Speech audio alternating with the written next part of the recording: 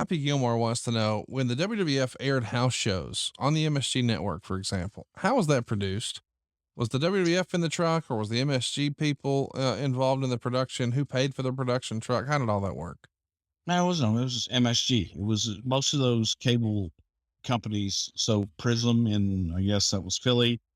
MSG was Madison Square Garden. Boston was Nesson Network. MSG in particular had an in-house. They have all in-house production, and it would be their people, their production, and we would bring the commentators and we would supply the show. But for the most part, at least while I was there, I wrote it, and I would pretty much tell them what to do, but they would then direct it. And after a while, it got to be so bad because, man, some of those directors were god awful that we started bringing our own directors, and that became a training ground for directors and things. And then we got to the point where, you know what, I'm going to have a couple of key cameramen in there and what have you, but it was all done in-house.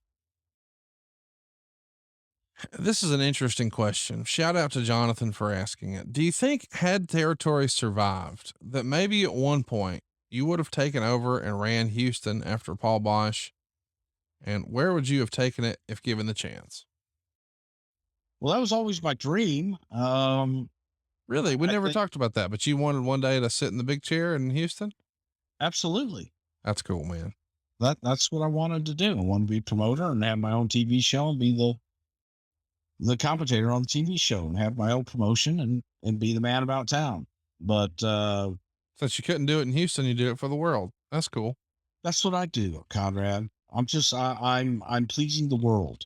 You are taking care of the world. Yes. A few hours at a time every week. Charlie Thrower wants to know, and I know we don't talk about current stuff, but this is safe. Has anyone in the back hit you with some of your own catchphrases or impressions from the pod since you came back to the company? Yes. Okay. Thank you for that in-depth answer. You don't get hit with the most? What? Chat me up, Bruce. Yeah. I know who that is. Shout out to Ed. Lindsay wants to know, how or why is a referee assigned to any specific match? Like why are referees assigned in the NFL, the NBA? No. Come on now. Here's what we're saying. Like, do referees go request a match? Do agents say we're putting these guys together? Do the boys say, oh, I like to work with so-and-so? She's trying to ask, how do you decide which referee goes with what match and what segment? Sometimes talent will prefer a certain referee. Otherwise it's just, an assignment. It's just laying out, looking at it, and who makes the assignment is the question. It depends. It depends on any given night. It could be somebody in talent relations. It could be one of the other referees or one of the agents. It really depends. I got you. So there's not our day. Tony Gurria did it sometimes. A lot of times, sometimes Pat would do it. Sometimes Strongbow would do it.